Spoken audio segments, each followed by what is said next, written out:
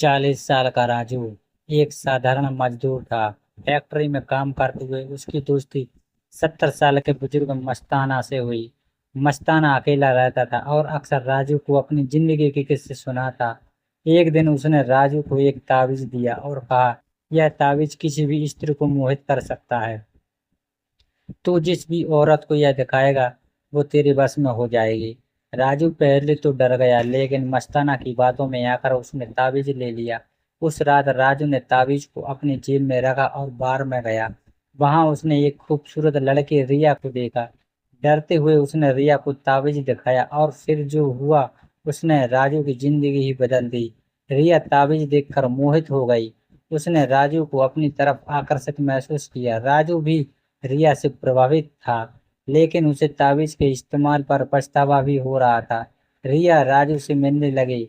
धीरे धीरे दोनों एक दूसरे के प्यार में पड़ गए। राजू ने रिया को ताबीज के बारे में सच बताने का फैसला किया, लेकिन जब उसने रिया को ताबीज दिखाया तो रिया का गुस्सा फूट पड़ा।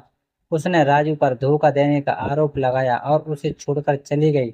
राजू ने रिया को मनाने की कोशिश की, लेकिन रिया राजी नहीं हुई। राजू को एहसास हुआ कि उसने ताबीज का गलत इस्तेमाल किया था और अब उसे इसकी सजा मिल रही है। राजू रिया को मनाने के लिए हर संभव कोशिश कर रहा था। उसने रिया से माफी मांगी और उसे बताया कि वह उससे सच्चा प्यार करता है। रिया धीरे धीरे राजू की बातों को मानने लगी, लेकिन उनकी खुशी ज्यादा देर तक नहीं टिकी। एक रात रिया रहस्यमय तरीके से गायब हो गई। राजू घबरा गया और रिया को ढूंढने लगा। उसकी खोजबीन में उसे पता चला कि रिया के गायब होने के पीछे मस्ताना का हाथ था। मस्ताना ने रिया को बंधक बना लिया था और राजू से ताबीज वापस लेने की मांग की। राजू ने मस्ताना से रिया को छोड़ने की गुहार लगाई, लेकिन मस्ताना अड़िग था। राजू को एहसास हुआ कि उसे रिया को बचाने के लिए मस्ताना से लड़ना होगा। राजू मस्ताना के घर पहुंचा। उसने मस्ताना से रिया को छोड़ने की अंतिम अपील की, लेकिन मस्ताना ने मना कर दिया। गुस्से में राजू और मस्ताना के बीच भयंकर लड़ाई हुई। लड़ाई के दौरान मस्ताना ने राजू पर ताबीज का इस्तेमाल करने की कोशिश की, लेकिन राजू ने ताबीज को पकड़ लिया और उसे तोड़ दिया। ताबीज टूटते ही मस्ताना कमजोर पड़ गया। राजू ने मस्ताना को हराकर रिया को बचा लिया।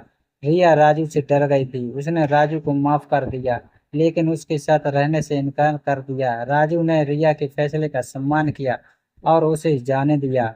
राजू ने फैक्ट्री में काम करना छोड़ दिया और एक नया जीवन शुरू करने का फैसला किया।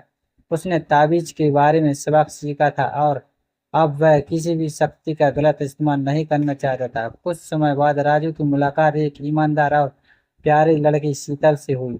शीतल ने राजू के अतीत को स्वीकार किया और दोनों एक दूसरे के प्यार में पड़ गए। राजू और शीतल ने खुशी खुशी जीवन जीने का फैसला किया। अगर आपको मेरी कहानी पसंद आई है तो कृपया मेरे चैनल को सब्सक्राइब करें और घंटी दबाकर सभी नोटिफिकेशन चालू कर लें, ताकि आपको अगले वीडियो की सूचना सबसे पहले मिल सके। आपके प्यार और सपोर्ट के लिए धन्यवाद।